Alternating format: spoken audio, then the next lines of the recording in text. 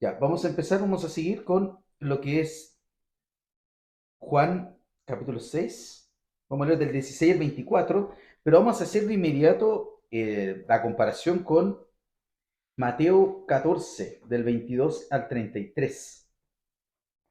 Debo decir como comentario propio, no algo que se tome como regla, es que es el único pasaje como de Juan, en cómo él presenta el Evangelio, o como hemos dicho en el pasado, que estamos más como por la línea de una compilación de dichos de Juan, y que parece más una comunidad juanina, que esa es la posición que estamos abrazando, es optativo. Si usted quiere creer que el apóstol Juan lo escribió directamente el por ciento, 100% de puño y letra, está bien.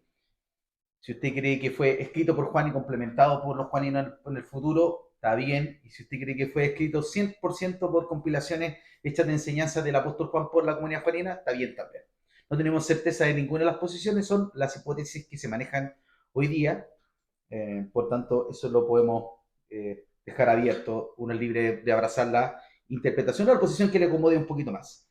Pero como les decía, lo que más me generó, por así decirlo, no sé si decepción en la palabra, ¿eh?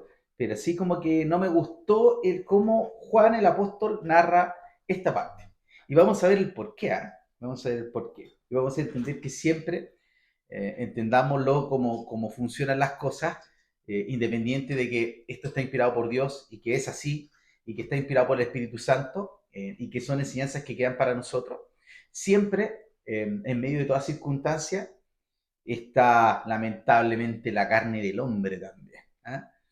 ¿Eh? Y que después cuando uno lo empieza a estudiar y a ver, nos empieza a mostrar cómo esto también muestra nuestra fragilidad, nuestra falibilidad. Somos falibles, cometemos muchos errores, inclusive cuando nos toca la tarea a veces de transcribir hechos escriturales. Es súper importante entenderlo.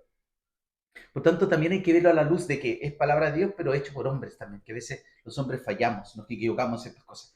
No transcriben, no distorsionan el mensaje, nada, pero sí después cuando uno se mete en profundidad, se empieza a dar cuenta de estos detallitos, ¿ya? Que al final en vez de, quizás para alguno puede sonar conflictivo, la verdad es que en vez de restar suma mucho, fortalece mucho nuestra fe. Nos vamos dando cuenta que tan finitos, falibles e imperfectos somos. Vamos a leer entonces del versículo primero Juan, ¿no es cierto? Juan 6, del 16 al 24.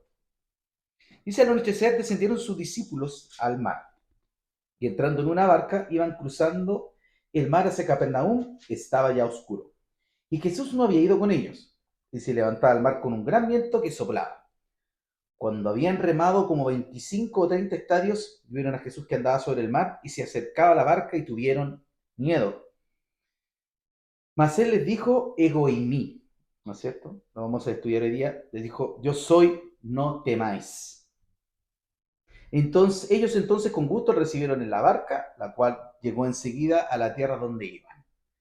El día siguiente, la gente que estaba al otro lado del mar vio que no había habido allí más que una sola barca y que Jesús no había entrado en ella con sus discípulos, sino que esto se ha venido solo. Pero otras barcas habían arribado de Tiberias junto al mar donde habían comido el pan después de haber dado gracias el Señor.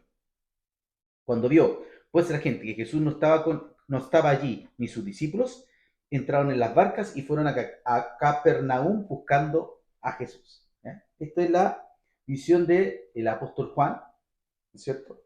En nuestra posición compilada por la comunidad juanina. Y ahora vamos a ver qué pasa en Mateo. ¿Ya? Vamos a ver qué dice Mateo al respecto y van a ver una diferencia contundente. Insisto, aquí es como una cuestión que tiene que ver, que vamos a analizar después. Dice, del versículo 22 al 33, dice, enseguida Jesús hizo a sus discípulos entrar a la barca e ir delante de él a la otra ribera. Es lo mismo, más o menos el contexto que mantenemos de Juan, ¿no es cierto? Entre tanto que él despedía a la multitud. Despedida la multitud, subió al monte a orar aparte y cuando llegó la noche estaba allí solo. Un tema, ¿no es cierto? Un contexto que no tiene ninguna contradicción ni, digamos, molesta al relato anterior. Y ya la barca estaba en medio del mar azotada por las olas porque el viento era contrario. Más a la cuarta vigilia de la noche, Jesús vino a ellos andando sobre el mar. Y los discípulos viéndole a andar sobre el mar, se turbaron diciendo, un fantasma, y dieron voces de miedo. Pero enseguida Jesús les habló diciendo, tened ánimo, yo soy, no temáis. Entonces le respondió Pedro y dijo, Señor, si eres tú, manda que yo vaya a ti sobre las aguas. Y dijo él, ven. Y descendiendo Pedro de la barca, andaba sobre las aguas para ir a Jesús. Pero al ver el fuerte viento tuvo miedo y comenzó a hundirse. Dio voces diciendo, Señor, sálvame. Al momento Jesús, extendiendo la mano, asió de él y le dijo, hombre de poca fe, ¿por qué dudaste? Y cuando ellos subieron a la barca, en la barca se calmó el viento, entonces los que estaban en la barca vinieron y le adoraron, diciendo, verdaderamente eres el Hijo de Dios. Vamos a ver que Juan omite, primero, el tamaño de la tempestad, que es una tempestad fuerte, omite la parte donde el Señor había quedado orando, omite la reacción de los discípulos con el tema del fantasma, omite a una cuestión trascendental, quizá y muy usada en los sermones modernos, que tiene que ver a Pedro andando sobre el mar, ¿no es cierto? Y omite la reacción posterior a lo que es, que dicen los discípulos, que dicen, verdaderamente eres el Hijo de Dios. Por tanto, hay que entender que siempre, independiente de todo, van a haber cuestiones en nosotros que nos van a llevar al conflicto. Hoy día está súper de moda y lo vemos por todos lados, el conflicto entre los hermanos calvinistas y los hermanos arminianos. Nosotros no somos ni calvinistas ni arminianos, somos bíblicos. Y creo que esa es la posición que tiene que abrazar hoy día el creyente. No estamos ni para promocionar ni a Calvino ni a Arminio, estamos para promocionar la escritura y ella, y solamente aplicar a Cristo y al crucificado. Lo otro ya tiene que ver muchas veces con caer en una egolatría propia. Y esto existió siempre, lo vimos en los estudios anteriores, como las falsas doctrinas también siempre por querer traer algo nuevo, querer normar algo que no vamos a poder entender, como la Trinidad cayó, ¿no es cierto?, en el arrianismo, ¿no es cierto? Cayeron en cuestiones de declarar que Jesús había venido solamente en espíritu, cosa que después corrige el apóstol Juan mismo en sus cartas. Por tanto, hay que entender que esto siempre ha existido y inclusive los escritores de la Biblia no están exentos de esto. Pero vamos a ir al tema y de ahí vamos a entender estos puntos medio, podríamos decirlo, conflictivos, lo cual no es un conflicto, sino que más que todo viene a ver cómo dos miradas muy distintas fueron usadas digamos, por el Señor para transmitir un mismo mensaje. Claramente, si lo vemos desde el prisma de la información de lo que sucedió, de cómo sucedieron las cosas y los involucrados, es más rica, ¿no es cierto?, la lectura de Mateo, por lejos. Y por eso te digo que a pesar de que vamos en el capítulo 6 y para mí ha sido increíble estudiarlo en profundidad el Evangelio de Juan, fue como el único capítulo que me tiene medio decepcionado.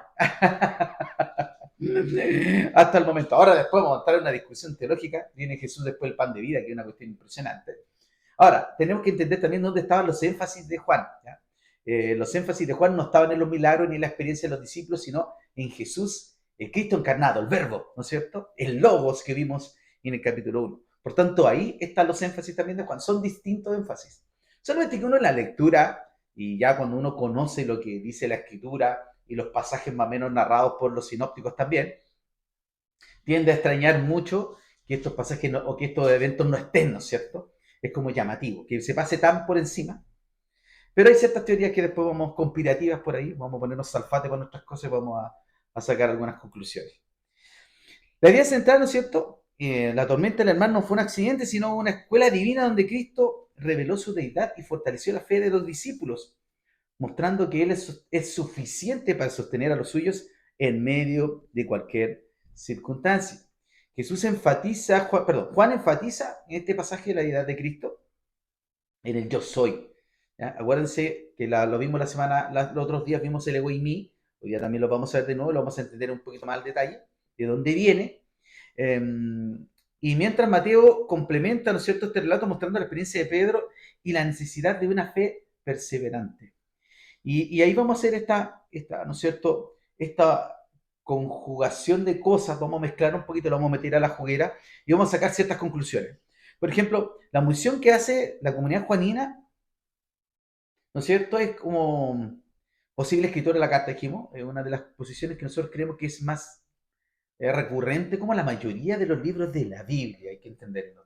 Que si bien es cierto, hubieron escritos de los profetas, pero generalmente fueron complementados y o compilados por otras personas posteriores.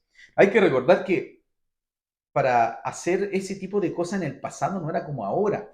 No es como que tú te sentabas, escribías un escrito en el computador y lo mandabas a imprimir en la impresora y después lo mandabas a la imprenta y listo, y ya está. Saqué un libro. Y por ahí el que se pone ambicioso puede sacar un libro al año. ¿Ah? Y hoy día más con la IA. O sea, hoy día pescáis la idea central y la idea te va a hacer un libro completo. Por tanto, no era como ahora. Por tanto, escribir un libro como un evangelio, 30 capítulos, iba a ser una locura de tiempo. Iba a ser una locura de tiempo.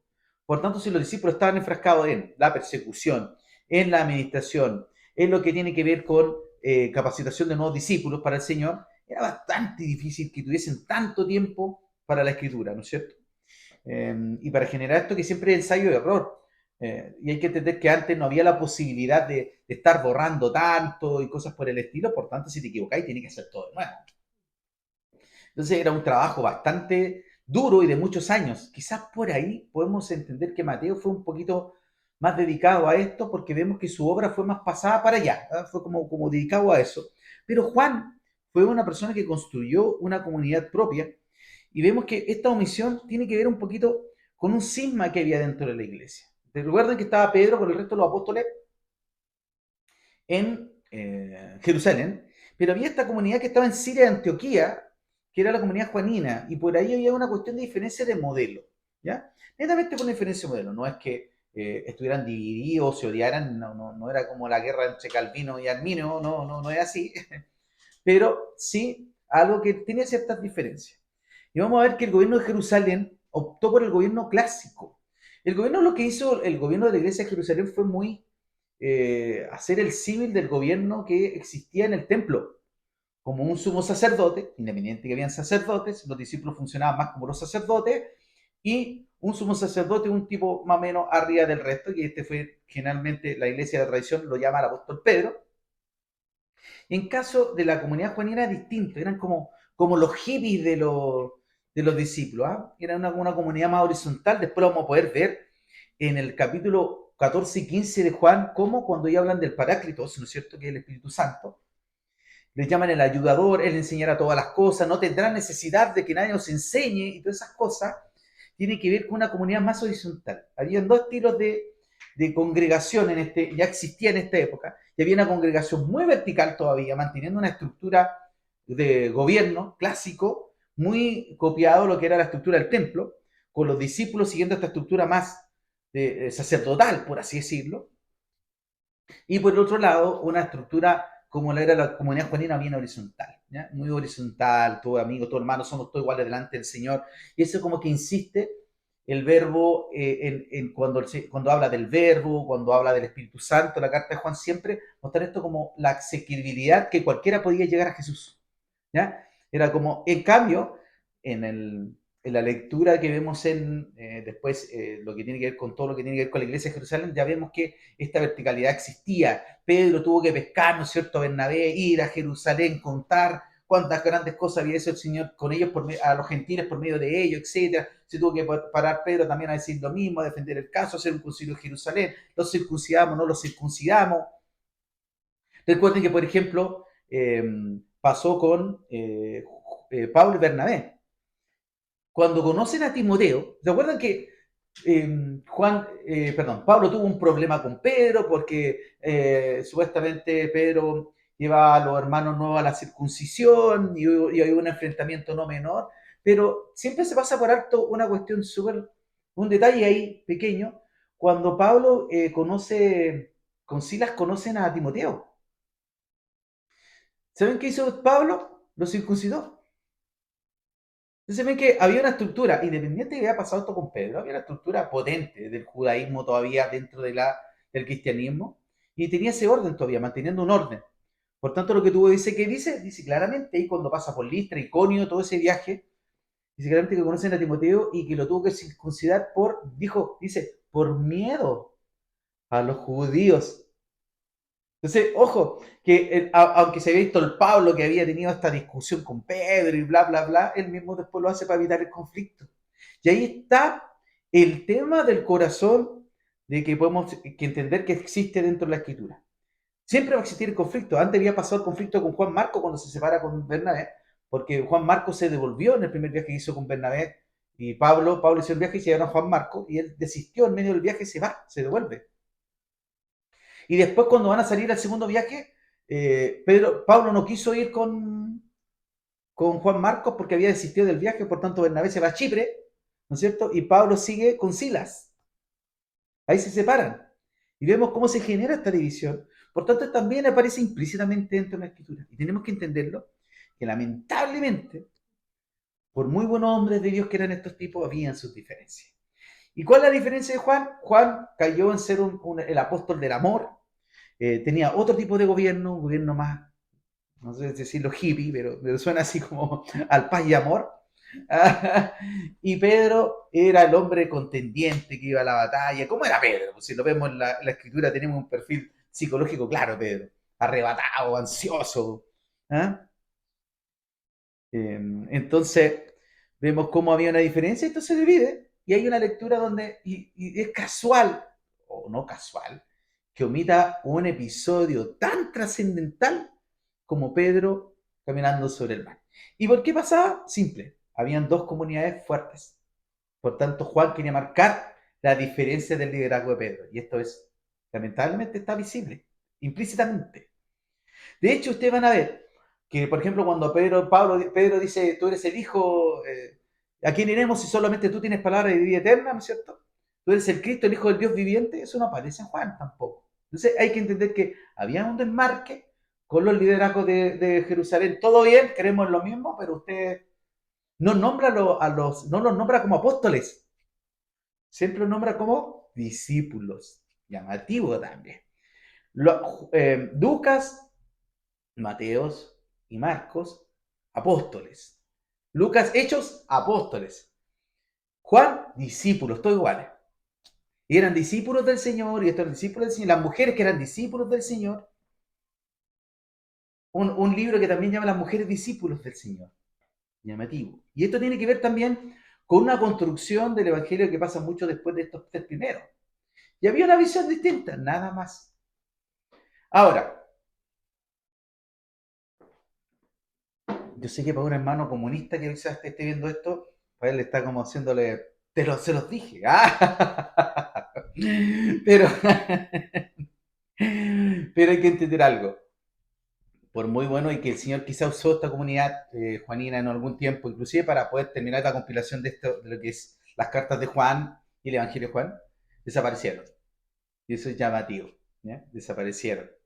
La que consiguió avanzar y persistir es ¿no es cierto?, la estructura de Jerusalén, la estructura oficial de la iglesia. Llamativo. Dicho eso, como el paréntesis salfateño del día de hoy, vamos a ir avanzando. Entonces, ¿no es cierto? Vemos cómo Jesús parte en esto diciendo que el Señor despide a la multitud, ¿no es cierto? Despide a la multitud. El Señor se queda, ellos se van en la barca y se encuentra con esta tormenta. Mateo nos dice claramente que el Señor se queda en ese lugar. Me gusta mucho el detalle que dice Mateo porque se queda despidiendo a la multitud y después se queda orando. Es un detalle no menor que el por qué también el Señor aparece en medio del mar y los discípulos ya están en las barcas. Ya están en la barca en la mitad, ¿no es cierto?, del viaje. Y vemos un detalle que es súper importante que también nos dice el libro de Mateo, es la hora. ¿Ya? Dice a la cuarta vigilia. Y eso era entre las 3 y las 6 de la mañana.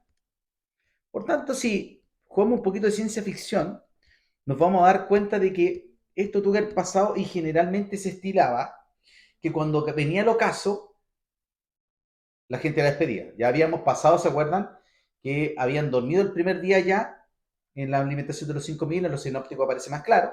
Al otro día se levantan, siguen enseñando y tenían hambre, por tanto, después de eso, antes del anochecer los tuvieron que haber despedido. Era lo normal, lo más clásico. No había iluminación, no había energía eléctrica, no, menos luz solar, ni nada por el estilo, digamos, paneles solares. Por tanto, lo que existía era lo común, era que antes que llegaran la última hora de la tarde, se les despedía para que ellos con luz pudiesen volver a sus hogares.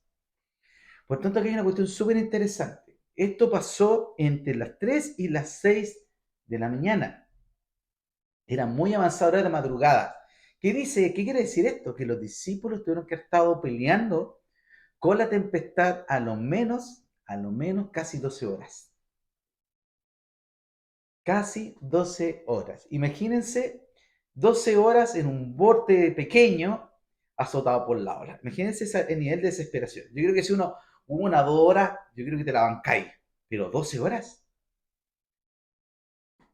Entonces vemos cómo también ya había, ¿no es cierto?, cierto cansancio, cierto, podríamos decir, pesimismo y cierto dejo con la situación que estaba pasando. Ellos dicen, ya quizás nos llegó la hora, y el Señor aparece en medio de ellos, y como lo vimos en el pasaje de Mateo, lo llaman un fantasma. Ven al Señor caminando sobre el mar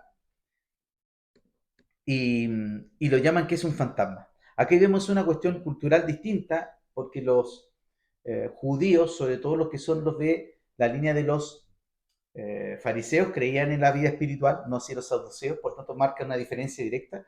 Hay que entender que después, cuando nosotros, con lo, con lo malo, con lo antagónico que aparecen los fariseos en los evangelios, cuando empezamos a leer Hechos de los Apóstoles, muchos de los fariseos se convirtieron. Ojo, eso es súper importante tenerlo súper claro. Muchos fariseos se convirtieron.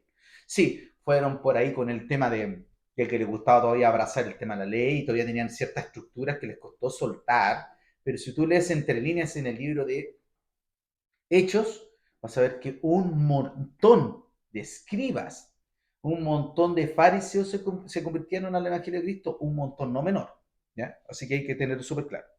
Entonces, cuando va dirigido a ellos, en este caso, hace esta afirmación porque ellos creían en la vida espiritual, genera una división.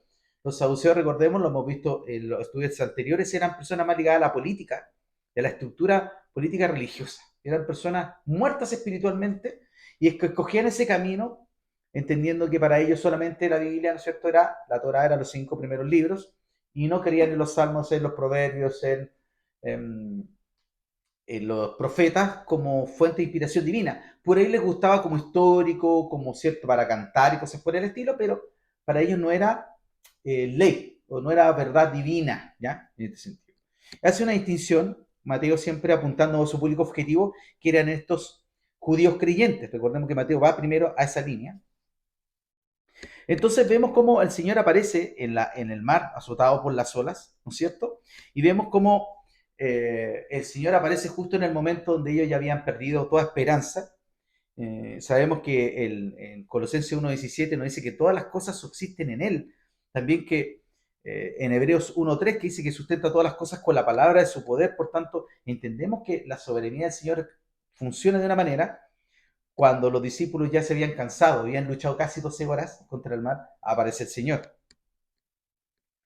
Y el Señor siempre, no sé, cómo, digamos, poder explicarlo de manera concreta, pero el Señor siempre se provee que las pruebas igual lleguen a ciertos puntos críticos para ver cómo nosotros reaccionamos frente a la prueba, frente a las circunstancias, y si vamos a acudir a Él o no. Y eso es súper importante, y la mayoría de las veces tenemos que ser honestos que no siempre vamos al Señor como primera opción.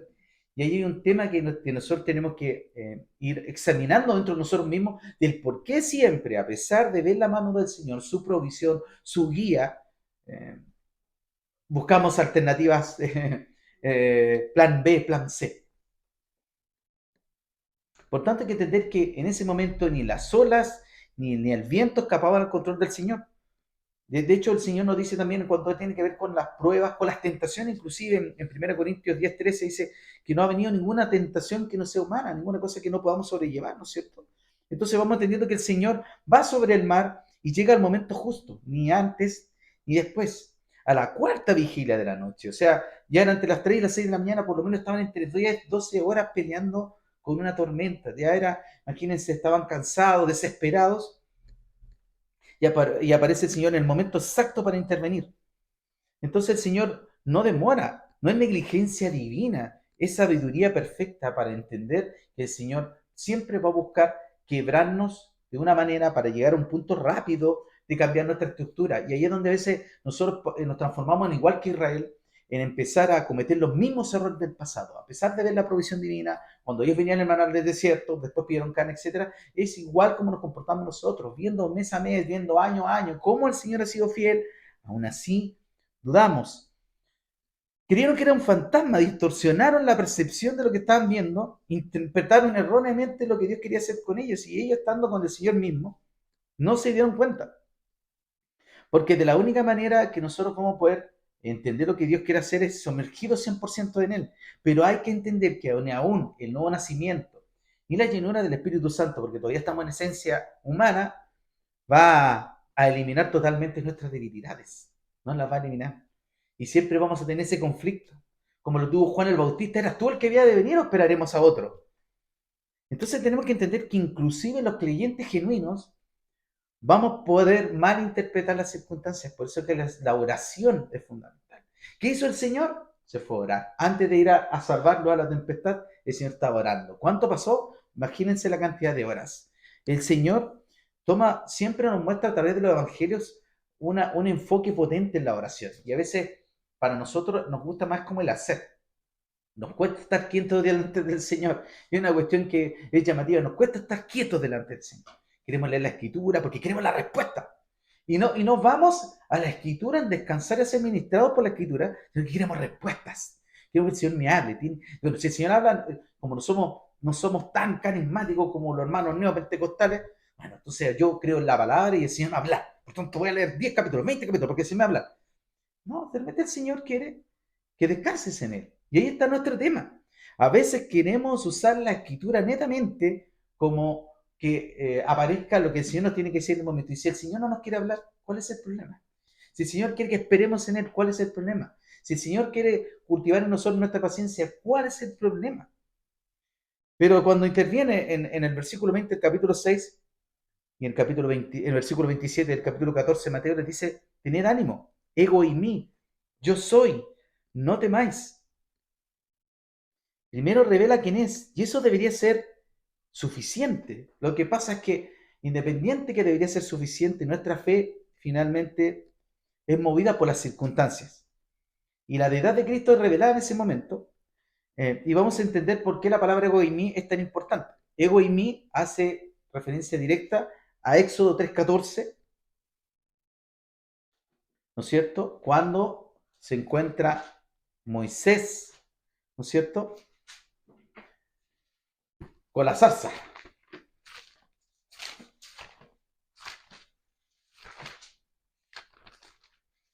Entonces, ¿no es cierto?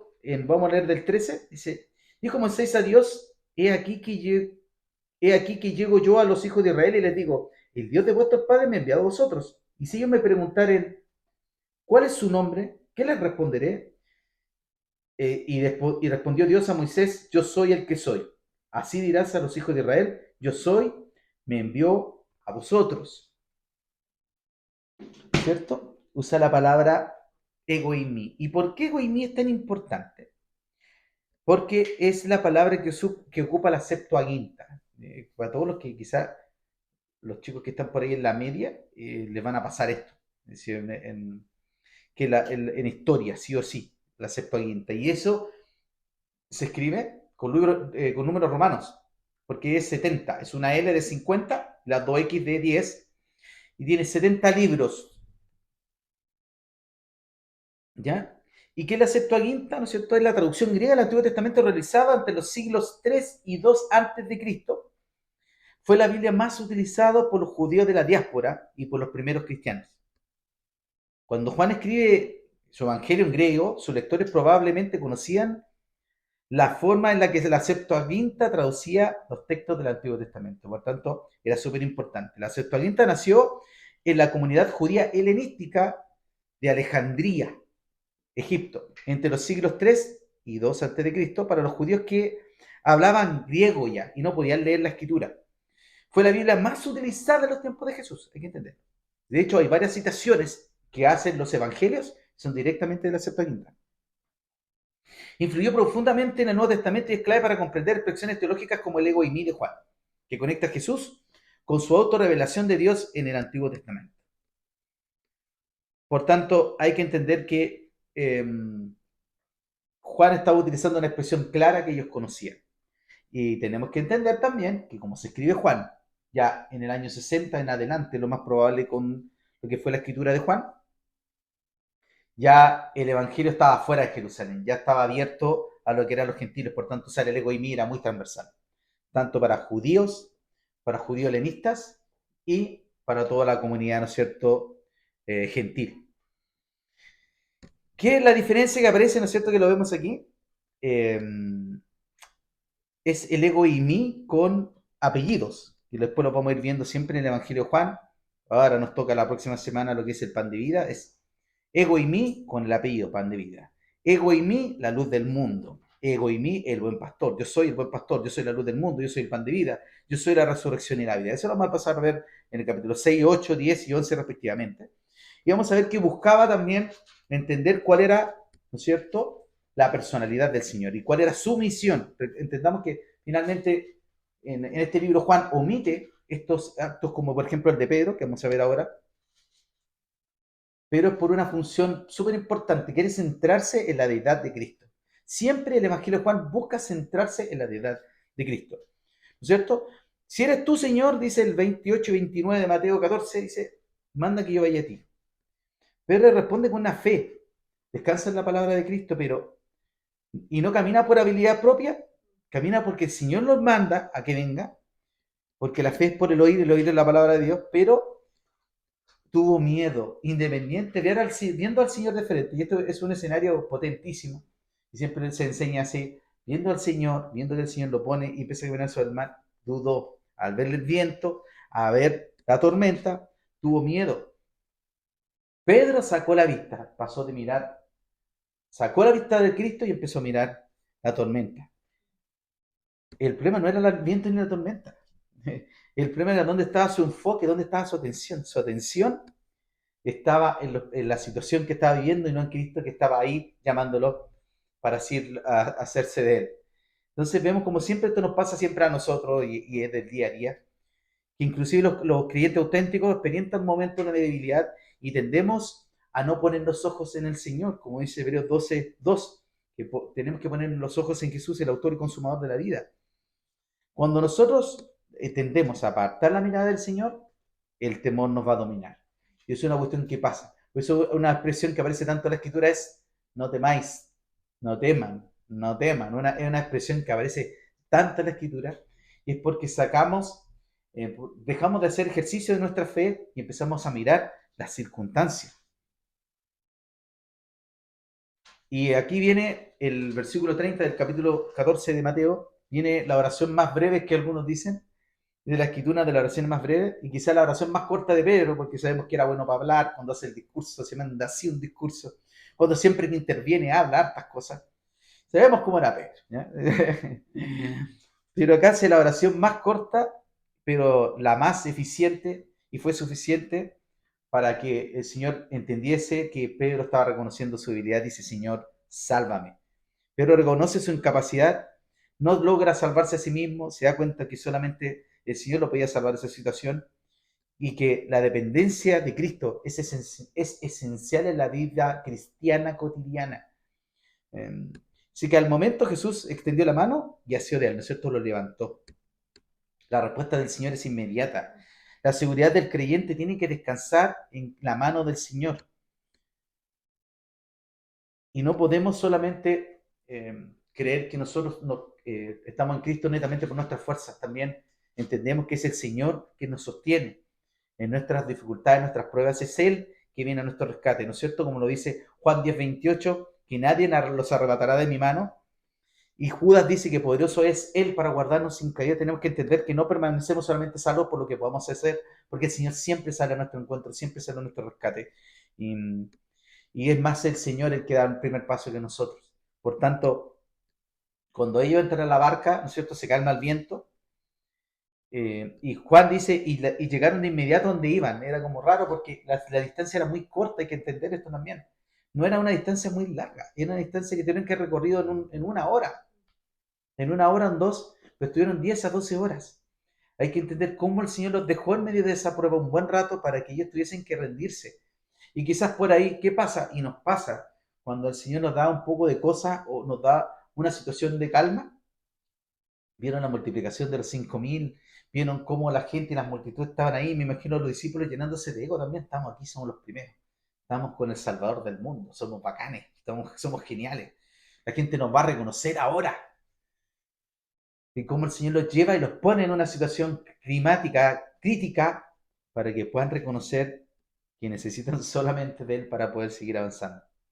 El viento obedece a Cristo porque Él es el creador de todas las cosas, porque todas las cosas fueron creadas por medio de Él, ¿no es cierto? Y para Él, como dice Colosenses 1, la tormenta nunca va a ser más poderosa que el Señor mismo. Y lo que omite Juan y recalca Mateo es importantísimo en el cierre de lo que vemos hoy día, que es verdaderamente eres hijo de Dios. Y este es el propósito del milagro, ¿no es cierto? No simplemente calmar una tormenta, no simplemente rescatar a Pedro, sino revelar la identidad del Señor. Y que es algo que tenemos que entender nosotros en el día a día, que independiente de todo, que queramos nosotros solucionar las cosas, y el Señor nos ha dado dones, nos ha dado talentos, nos dio la mente también para que nosotros podamos creer y ponernos en el escenario. No es que nosotros también actuemos de una manera como descansando la soberanía del Señor sin hacer las cosas, también tenemos que ser, no estamos llamados a ser pasivos, pero por otro lado tampoco podemos caer en el extremo de querer controlar las cosas y ponerlas en nuestro lugar y modelarlas, de manera creyendo que vamos a zafar nosotros con nuestras herramientas del problema. Y ahí está donde el Señor nos permite atravesar ese problema y darnos cuenta que Él siempre tuvo el control. O por otro lado también, que si cometemos errores, lamentablemente, de las consecuencias de no haber confiado en el Señor. Por tanto, lo único que podemos pedir es gracia y misericordia en el Señor para que en nuestra debilidad Él sea fuerte.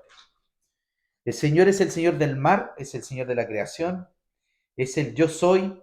Por tanto, Dios es soberano ante cada tormenta. Si el Señor siempre va a interceder por nosotros, y la fe es la única forma de cómo podamos ser fortalecidos mediante las pruebas. Y la perseverancia nuestra descansa en el Señor. No perseveramos porque seamos más fuertes, porque tengamos más capacidades, sino porque el Señor en su gracia nos permite avanzar. Las olas que amenazaban a los discípulos eran reales. Era real lo que estaba pasando. No es una caricatura. Estaban en medio de una tempestad. El viento era real, el miedo era real, pero el Señor Cristo es más real que todo lo que existe. Por tanto, tenemos que entender que tenemos que tener ánimo. Eso, como dijo el Señor, tener ánimo. Yo soy. Tengan ánimo. Y eso es lo que tenemos que tener. Entender que si clamamos al Señor por ayuda, tenemos que tener ánimo al momento que oramos. No desfallecer en esa oración. Si bien es cierto, a veces desfallecemos en la oración y nos ponemos pesimistas, pero el Señor dijo, cobrad ánimo, yo soy.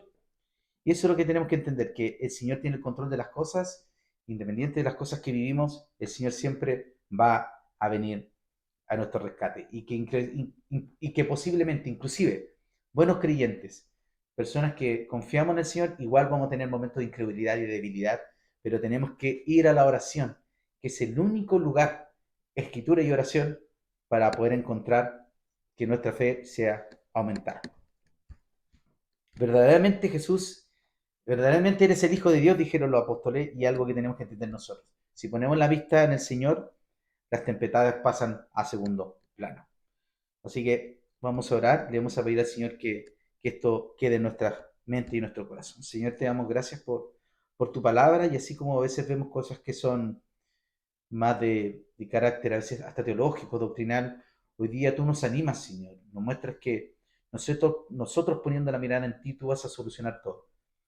Entendemos también que hay situaciones que tenemos que vivir, y por eso los apóstoles estuvieron horas en el alta mar, Señor, viviendo esta tempestad. Hácenos entender, Señor, también cuál es tu propósito con nosotros en medio de las diversas pruebas, para que, ¿no es cierto?, puesta a prueba nuestra fe más preciosa que el oro, Señor, de fruto agradable, puro y santo delante de ti. Ayúdanos, Señor, aumenta nuestra fe, fortalece nuestra paciencia, Señor, y ayúdanos a entender que tú estás en control de todas las cosas. Padre, te damos gracias por todo lo que tú haces, Señor, en el nombre de Jesús. Amén.